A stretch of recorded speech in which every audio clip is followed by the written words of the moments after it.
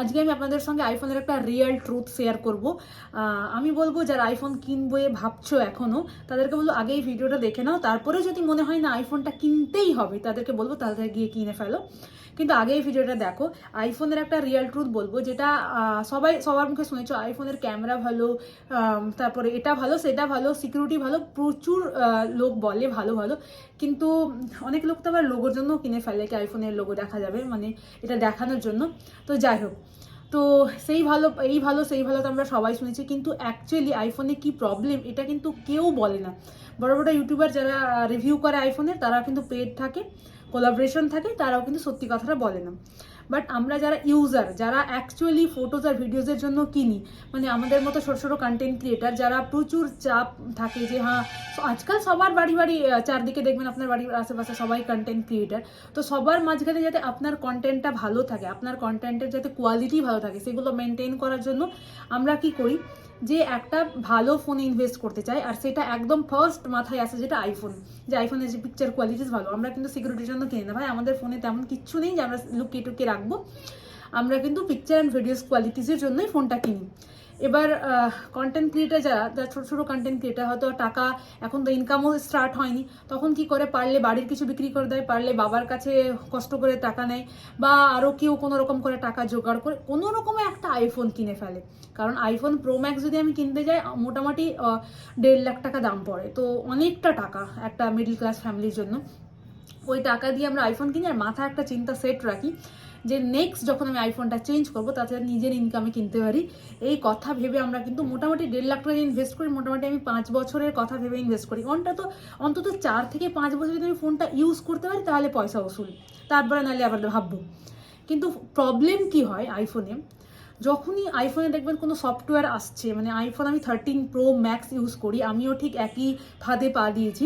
মানে আমি ইউজ করি হচ্ছে আইফোন 13 প্রো ম্যাক্স, যেটা গত বছরের আগের বছর 2021-এ মানে আমার বর আমার উপরে বার্থডেতে দয়া করে আইফোনটা গিফট করেছিল। আমি হলে একদমই কিনতাম না 1.5 লাখ টাকার ফোন, মানে আমি প্রচুর গিফটে আমি কিনতাম না, তো ও আমাকে গিফট করেছিল। তো আমার যেহেতু আইফোনের আমারও প্রচুর শখ ছিল, সবার যেমন সবার থাকে আইফোনের একটা শখ থাকে, আইফোনে কী আছে, আমিও আগে কোনোদিন ইউজ করিনি, আর আমার বংশে কারো কাছে নেই যে আমি হাতে নিয়ে দেখবো। তো আমি প্রথম যখন ফোনটা পাই, পিকচার্স কোয়ালিটি ভালো, ফটোস কোয়ালিটি খুব হ্যাপি, ফোনটা খুব ইউজ করি।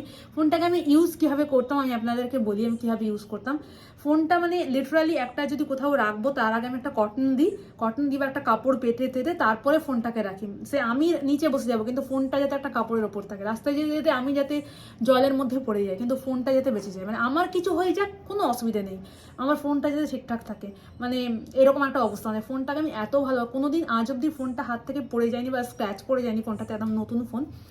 তো যাই হোক, তো ফোনটা ইউজ করতে করতে আমি যেটা দেখলাম যে ফোনটা যখন ইউজ করছি, যখনই সফটওয়্যারের জন্য আপডেট আসছে, অটোমেটিক্যালি আপডেটে বসিয়ে দিচ্ছি আমি, আপডেট হচ্ছে, ফোনটার ভিডিওস বা ফটোস কোয়ালিটি কিন্তু লো হচ্ছে, একটু হলেও হয়।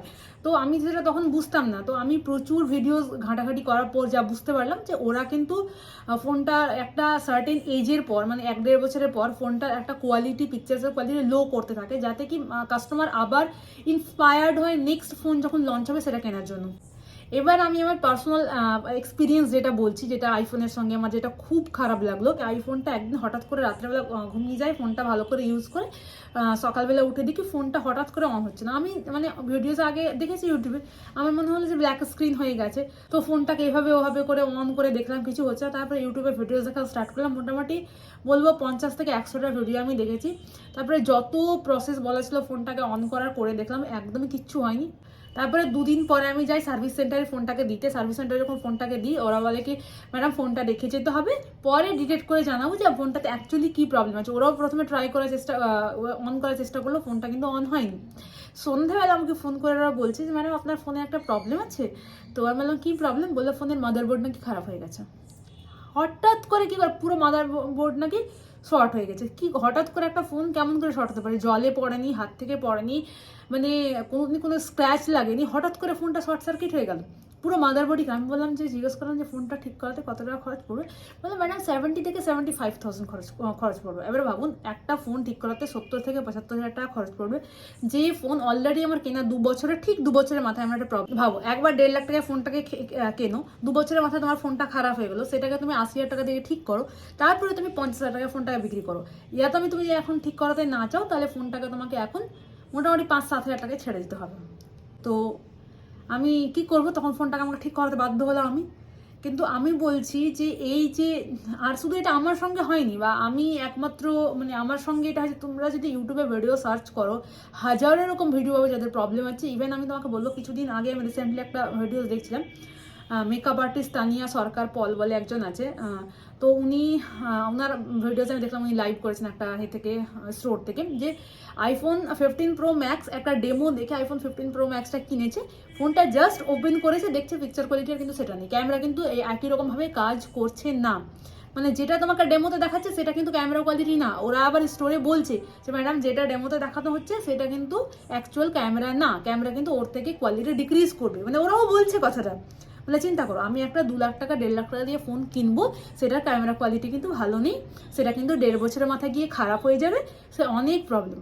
তো এত কিছুর পরেও যদি তোমাদের মনে হয়, মানে এটা আমার পার্সোনাল এক্সপিরিয়েন্স, আমার মনে হয় প্রচুর লোকের এরকম প্রবলেম আছে যারা কিন্তু ক্যামেরার সামনে বলছে না, বা তারা সোশ্যাল মিডিয়ার সঙ্গে যুক্ত না, কিভাবে এসে বলবে।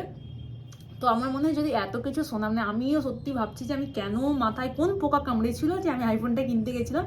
তো এবার এখনও যদি তোমাদের মনে হয় কি না আমি 1.5 লাখ টাকা খরচ করে আইফোনটা কিনবো, তো ভাই যাও কেনো, ব্যাস এটা আমার বলার ছিল। আমার মনে হয় এটা সবাইকে বলা দরকার, অ্যালার্ট হওয়া দরকার, যে মানে আইফোন আমাদেরকে প্রচুর বাজেভাবে স্ক্যাম করছে, প্রচুর বাজেভাবে আমাদেরকে বুদ্ধু বানাচ্ছে সমস্ত কাস্টমারকে। মানে আইফোন কেনা সত্যি উচিতই না, আইফোনটাকে ছেড়ে দাও, অন্য যে কোনো ফোন কেনো, বাট আইফোন কেনো না, আমি আমার দিক থেকে বলবো। বাট এটাই ছিল আজকের ভিডিও। আই হোপ কি তোমাদেরও যদি কিছু হেল্প হয় এটা ভিডিওর পরে। বাই।